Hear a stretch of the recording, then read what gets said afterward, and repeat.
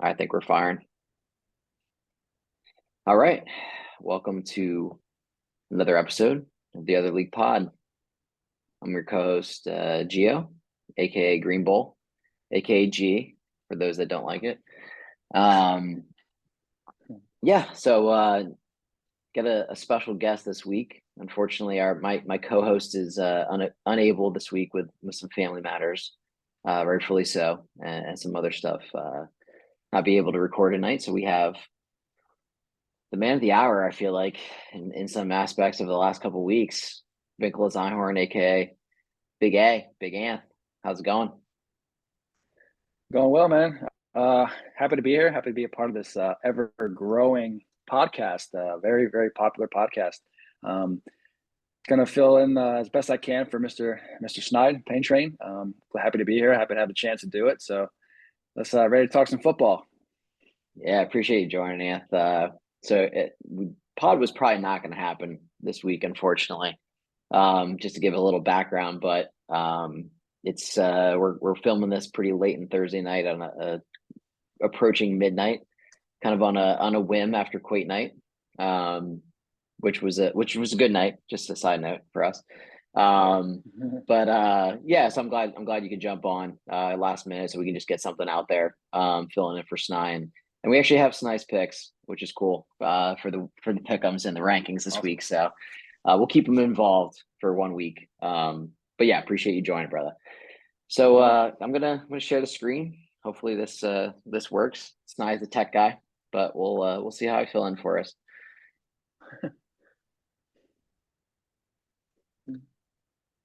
All right, I think we're good. I think we're live. All right, brother. Well, let's get into week 7. Matchup I want to kick us off in is Arby's and Bastards from week 7. Really good matchup. I think both teams were kind of in that same cusp of that lower playoff ranking going into it. Um, and Arby's gets a nice win, I think overall. AJ Brown really did it in form, I think, this week. Late, a huge big game from him for with almost 30. Really kind of takes him over the Bastards there in that late game on Sunday night. So I know we had Herbert still playing, but that was a huge point total for Arby's. So I'm going to run through Arby's teams real quick. Arby's had Josh Allen kind of doing the same thing. We're going to get into the week 8 matchups here, kind of post Thursday night football. This has never happened on the pod, so this will be fun. So Josh Allen gets him 29. AJ Brown, like I said, big game, almost 30. Kind of running through the same deck. I mean, he had to play Jalen Warren just based on buys with Derrick Henry on buy. Um, and gets him 10. McLaughlin, who is now a free agent, as we learned tonight in the Quates League, gets him 5.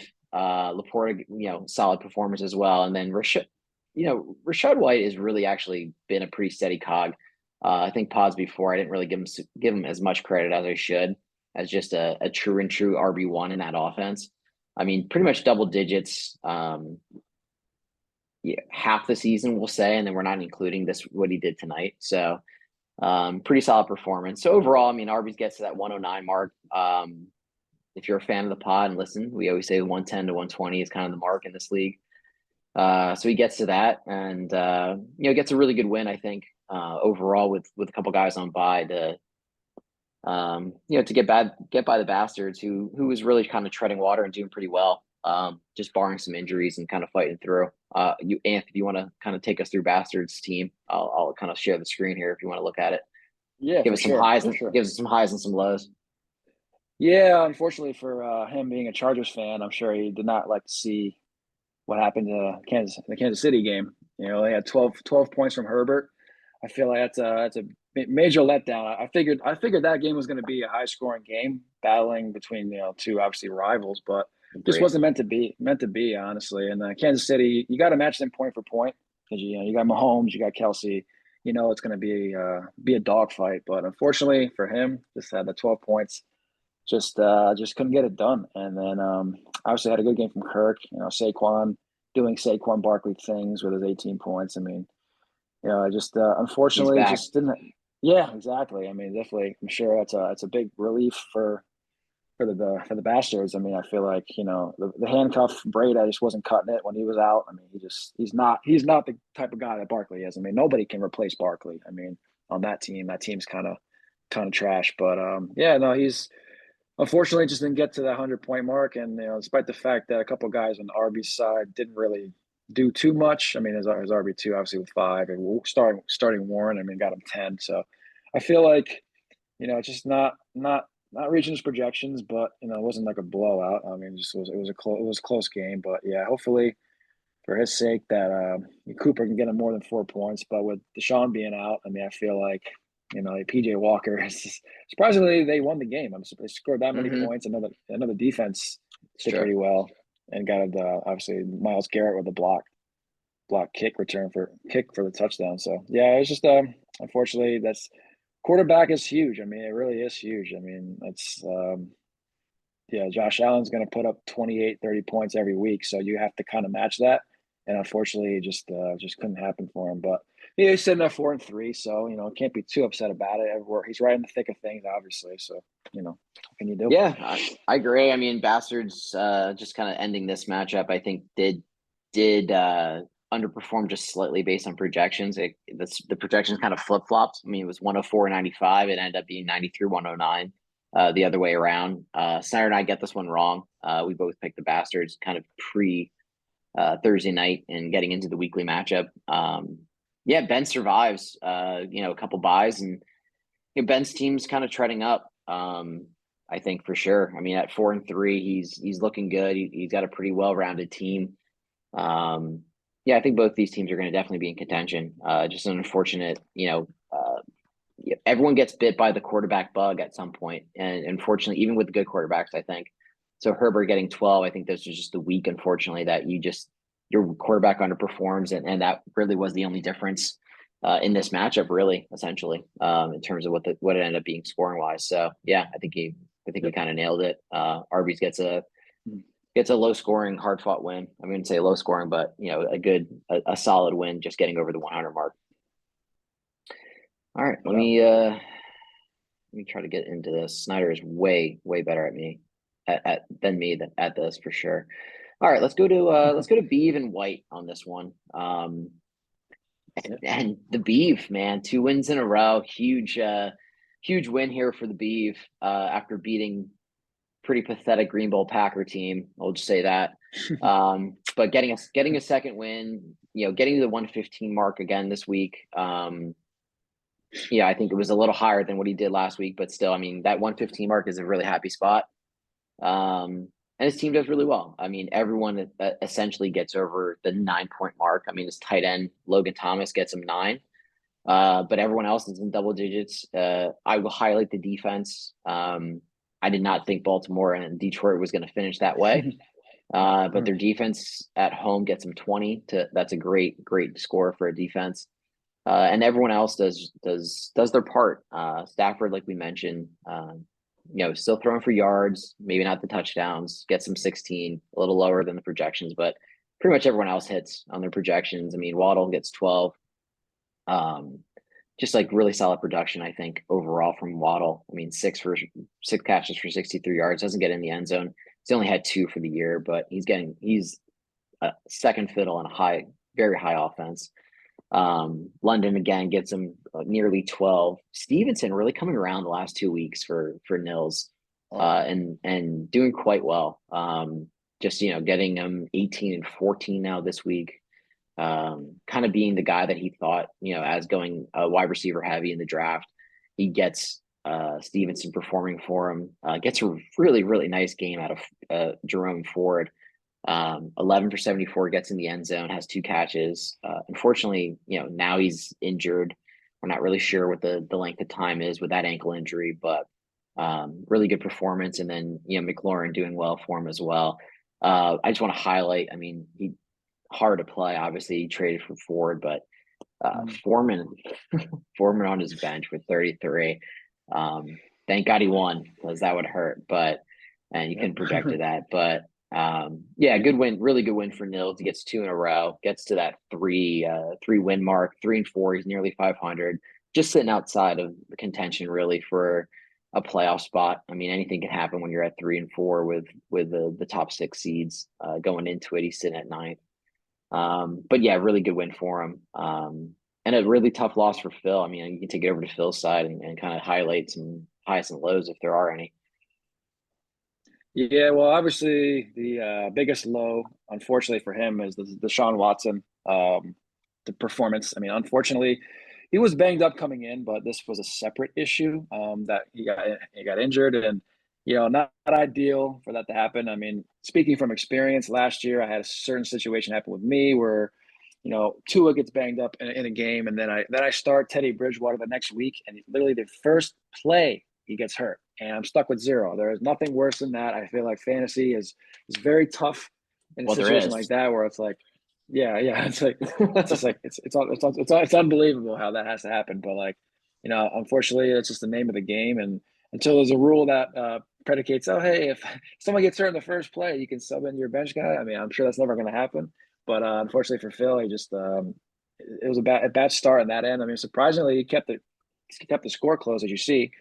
Travis Kelce with 35 points. I mean, just carrying his team pretty much. I mean, not to take away from any of the other guys on his roster, but as you know, I mean, we all know this. Travis Kelce is the number one tight end in the game consistently, year in and year out. He's doing it again, and despite the fact that Sean Watson got the negative, I mean, he put up a good fight, just could not, unfortunately, overcome the beef. But at the same time, got Devontae with 12, not the performance that he was looking for from him.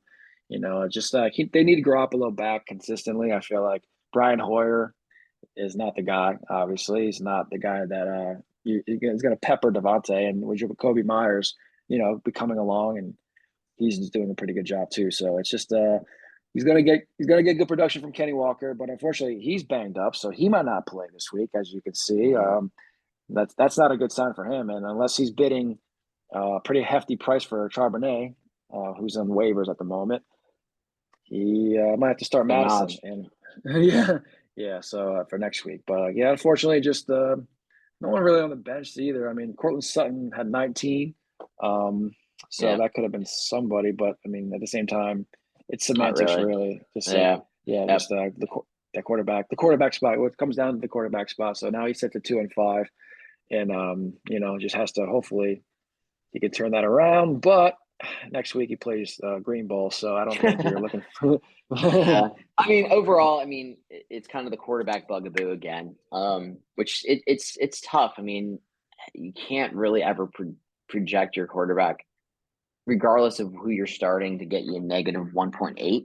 So that is a huge letdown just off the bat. And he was kind of really honestly tinkering with that quarterback position just overall for the entire year. He just picked up Kyler Murray, which we kind of noted on the last pod, threw him on his IR. So I mean, he's really just playing the quarterback carousel. I mean, he did have Stafford, which funny enough ends up kind of biting him a little bit because Mills picks him up and plays him over Cousins this week, Exactly. and Yeah. he would have got the 16 on the other side. Maybe that would have probably, I mean, 11 points, that would have done it for sure.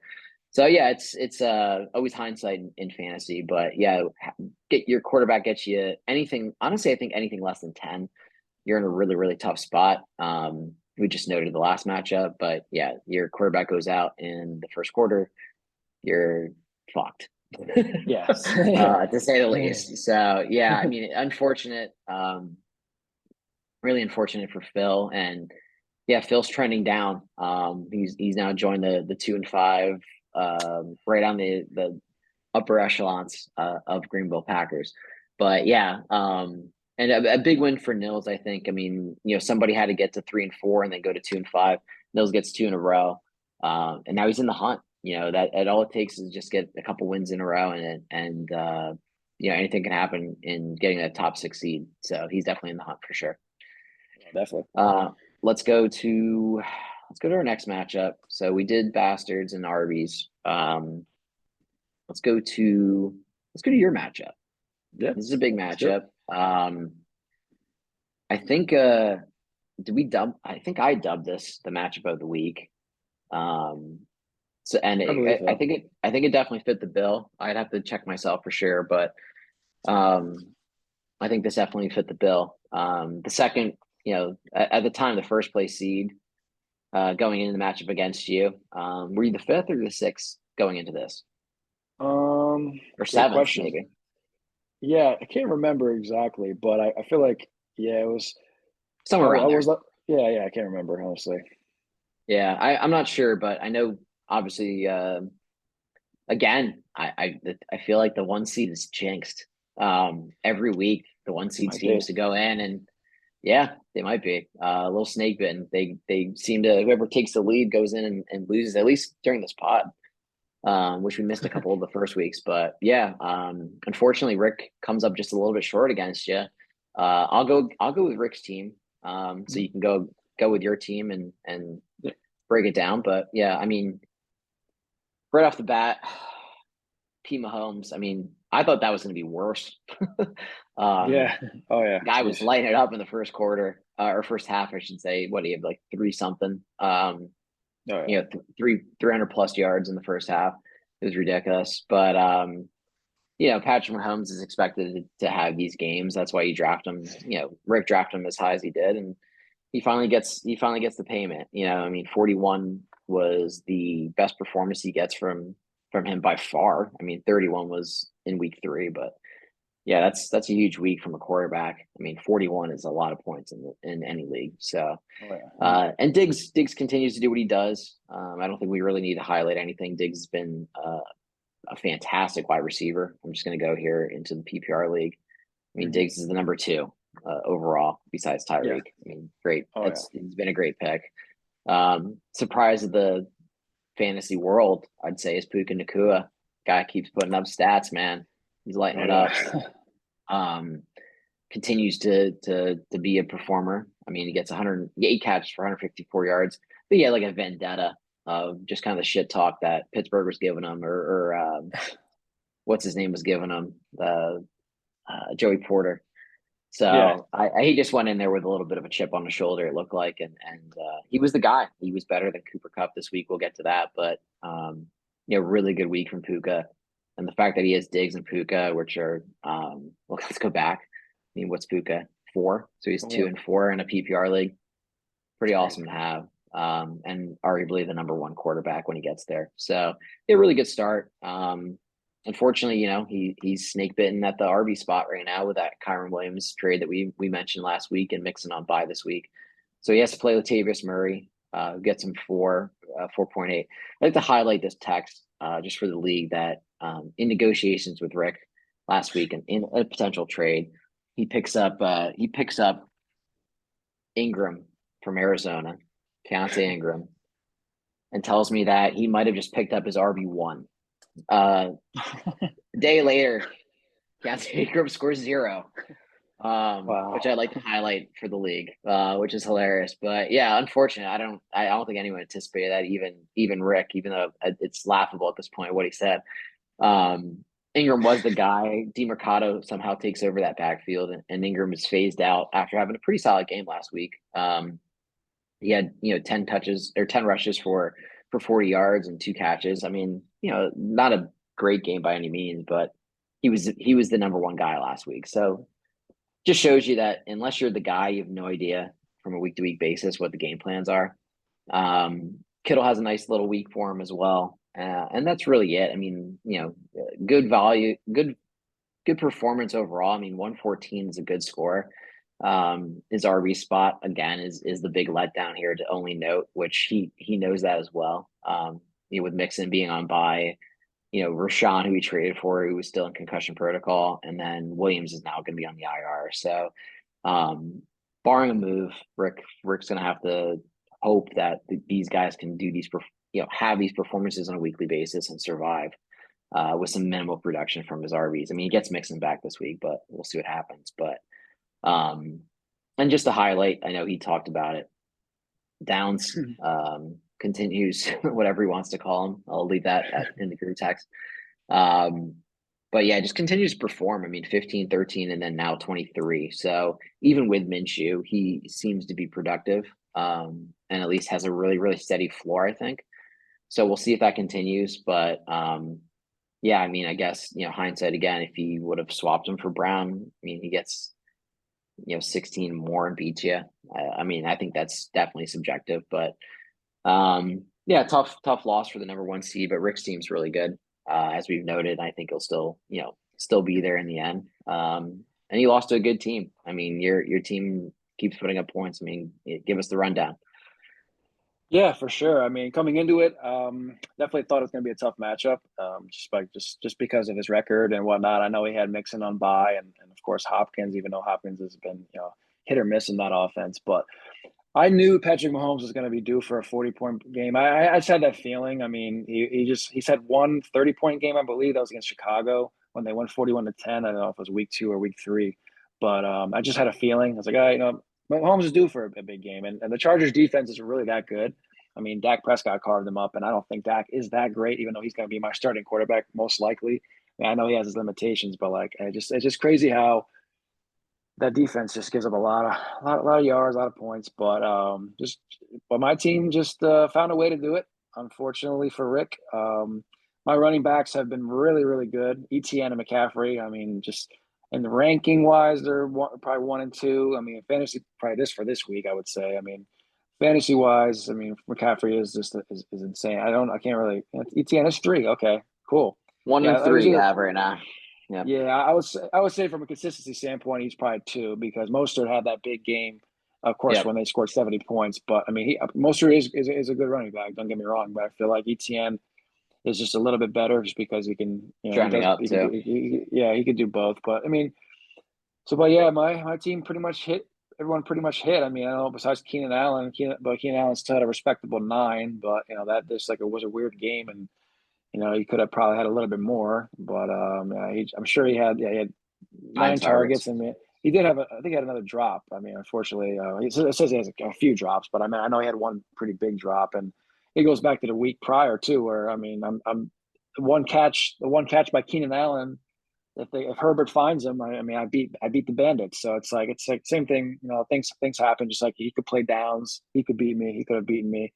But same with me, like last week. So I'm not going to complain about that. I'm not going to really bitch and moan about that. So it's like what you just got to like do what play who's in front of you, play who's in your lineup, and I mean I don't think I could have done anything else too much differently. Gus Edwards had 21. McCaffrey coming in was it's funny. McCaffrey was Thank God. questionable. Like, yeah, Yeah. I know Talk all about week. it. Go ahead. Yeah, so like I'm just going through the ringer of emotions too. It's like, okay, this is my best player. It's my number one pick. He gets hurt in the Browns game. I'm like, oh boy, like here we go. And I don't have the handcuff. I mean, I was thinking about handcuffing him at the draft, getting Eli Mitchell. Obviously, the Bandits got him, and then of course, Nils picks up Mason. So I'm like, oh boy, I'm in. If he's out for an extended period of time, I know I have Brees, but for this week, I mean, would I be forced to start Gus Edwards? I had Gus Edwards in my lineup up until we got some clarity on the situation because like they were playing on Monday. It's like, oh boy, here we go. Like I don't want to some similar situation happen with you because you had Aaron Jones that Monday night game and then he didn't play, so then you were screwed because like okay, here we go. We got AJ Dillon goes to Colombian White, and then Rick does what a smart manager would do. He doesn't want you to get anybody on in that Yeah. spot. I Good mean, move. he's picking up guys left and right. I mean, that's the game. It is what it is. But like, yeah. So like, Hmm. luckily for me, and that said, we're still would have got me 21. I mean, that's which is crazy. But I'm glad McCaffrey played my fantasy rock star. I'm glad that was my number one pick, and I'm glad I didn't waver and I got him. So like he's been a big piece of the puzzle, and then everyone else has For been sure. has been playing great. I mean, I can't really complain. I know I had Brees on by and Thielen on by, but like those guys have been killing it.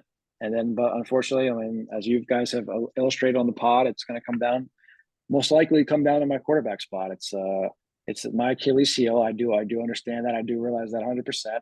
I have to hope and pray that I mean Purdy maybe he got knocked senseless before those 2 interceptions. I don't really remember, but That's like what they're he like saying. it looks like he's throwing a great ball, honestly. I mean, it looks like okay, he's throwing like a Yeah. perfect ball, and it's like, and then you look at the kill interception, it's like really like seemed like it was going to be a good pass, but uncharacteristically he throws 2 picks.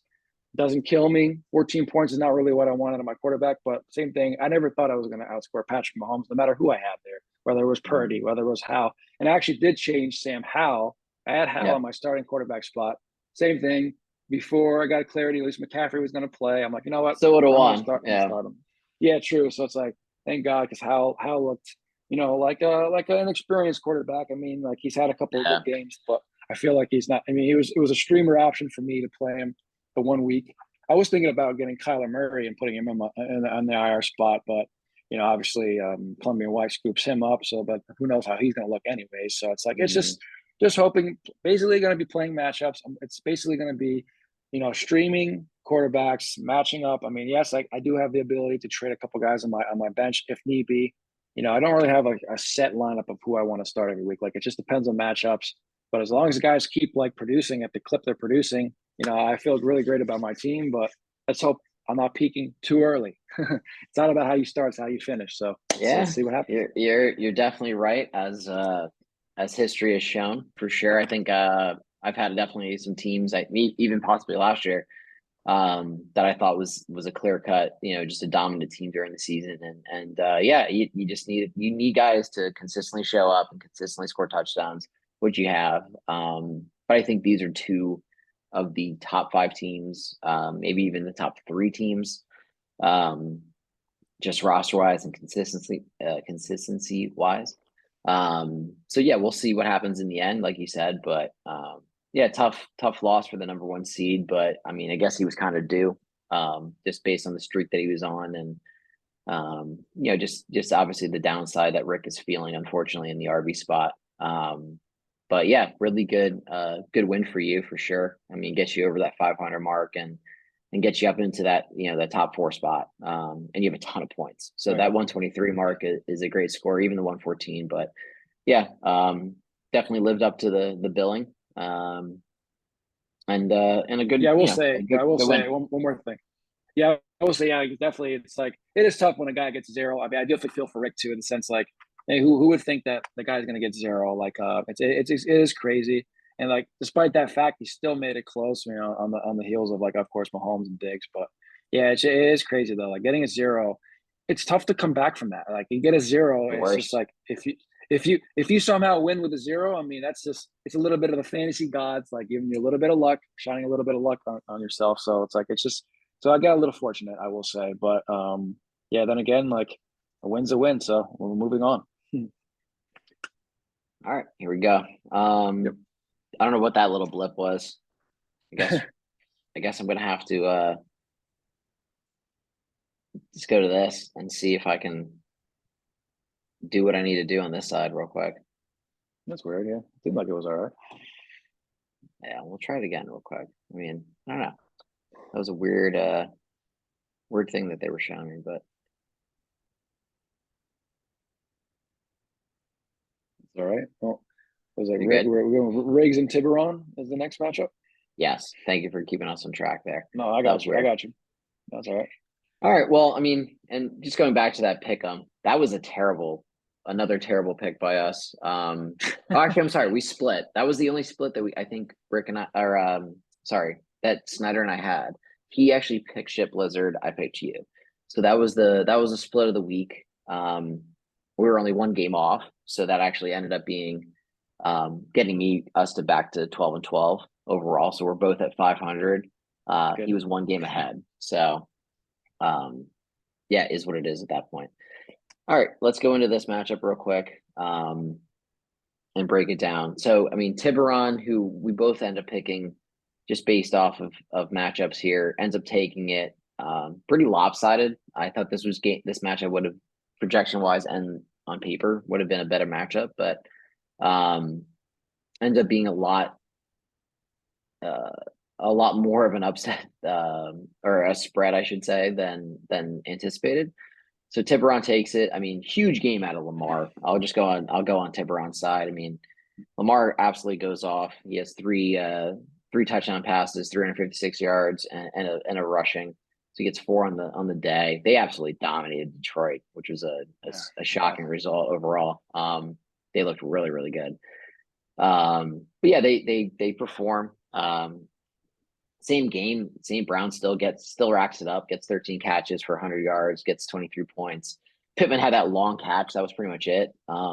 He only had Mhm. two catches, but one of them rips for 70 plus yards and a tutty. So he gets Um, a decent game out of him. And then the big question mark here was Bijan. I mean, which I thought was kind of weird. No tag at all. Going into the game, you kind of expect him to at Tampa at least be involved. You don't see anything that's going on for a while, and then come to find out at halftime when he's questioned, Arthur Smith, the coach, that he had a headache. That somehow that migraine lingered for 2 days and kept him out, but he was good enough to suit up.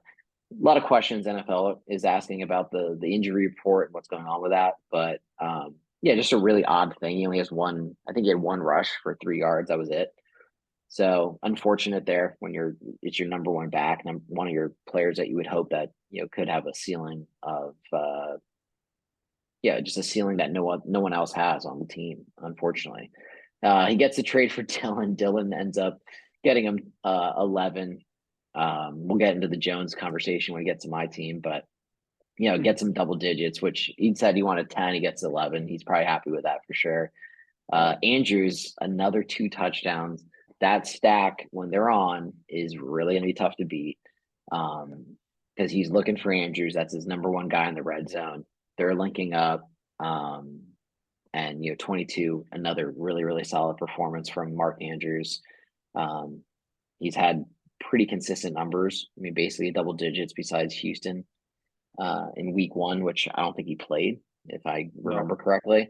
Yeah, So, everything else he's been, 12, 15, 7, 25, 12, 10, and then 22 this week. So, when they're on, he gets, 62 on his quarterback and tight end. That's huge. And then Ayuk's been steady for him. Kareem Hunt, who could be viable this week. And then he unfortunately did have the handcuff. So if the designation was there, he probably could have put Algier in, unfortunately. But puts up 125, great number, really respectful number in this league, and yeah, he ends up doing it.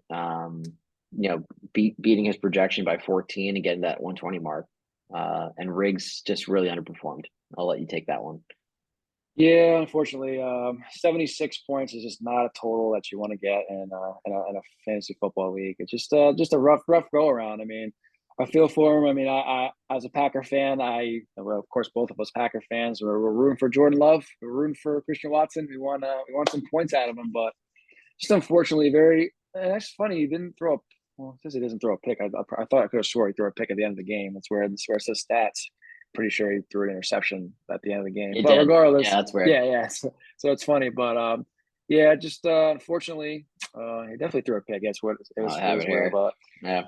his start to the beginning of the year, we had 3 good weeks of like 20 plus points, and but that's not the reason why he lost the game. And despite the fact that Gibbs scores 27, he just did not get many points out of his stars. I mean, Austin Eckler scoring 5 is just not a point total you want from your first round pick.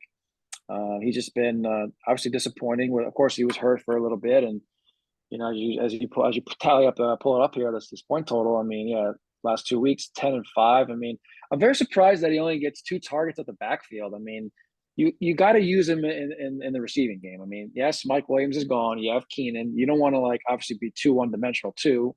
But at the same time, give him the rock.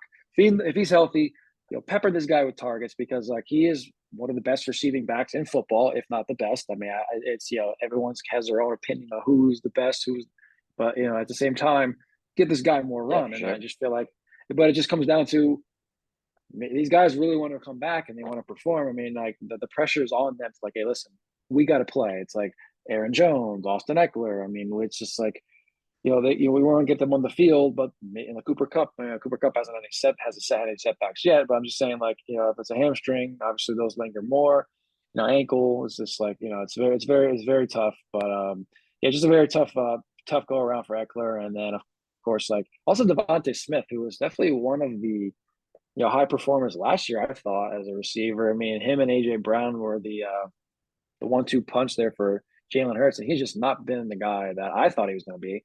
And I'm sure Steve would feel the same way. I mean, I feel like ever Started that since way. that, yeah, true. And then ever since AJ Brown, throws his little tantrum on the sidelines, maybe, hey, you guys mentioned it too, kicks him into high gear, but I mean, at the same time, you kind of have to think, okay, AJ Brown's the number one. That their number two receiver is your number one receiver, obviously at the moment. Now, unfortunately for him, Addison was on his bench, got him 31. I mean, I have Addison in another league that I'm in, so I mean, I played him. Obviously, he didn't, but at the same time, like I reap the rewards for that. He doesn't, but at the same time, like it's just you don't expect that. You don't expect him to go off. He actually could have had a third, so he would have it would have been even more of a frustration for Riggs. But it doesn't get much from his main core guys, and but luckily for him, I mean, like it could have been much worse had Gibbs scored 27. So with Montgomery Yeah, good out, Gibbs week. yeah, he gets look at it, 10 targets, 10 9 catches. I mean, targets. It's that's crazy. what I and that's what I was just mentioned about Eckler. That's something that Eckler should be getting. He should be getting the same amount, I think, the same amount of receptions, especially you're down most of the game. That you just the way that they do it. I mean, over in LA, it's got to be a different mindset. So I know Riggs is probably he's hoping the same thing. I mean, he's hoping the same thing for Eckler that this guy's projected to get 19, 20 points, and if he's getting you five, or even 10 or less. I mean, it's not what you want. So hopefully he can bounce back next week. But yeah, not a good performance. And like I said, Tiburon just had a great game. And Lamar and the Andrew stack is huge. And despite the fact that his defense gets him one and Bijan get him 0.3, so it's just very frustrating to see that. Hey, you think you have a good chance when two guys do that? I know I said something earlier about, hey, a guy gets zero, you're really not gonna have a chance if a guy scores zero on your team. But Ryan was fortunate enough that he got a freaking monster game from Lamar. So yeah, just tough one for Riggs, but still a lot of time in the season, so he can definitely bounce back next week. Yeah, big. I just think the highlight of there was like you said, the running back. So I mean, unfortunate for Riggs. Had a tough outing with Eckler and Mostert. And really hard to make up those points just based on projections and a couple big performances by his quarterback and tight end from Ryan's standpoint. He gets another win, which is huge. And yeah, I mean that's a big thing.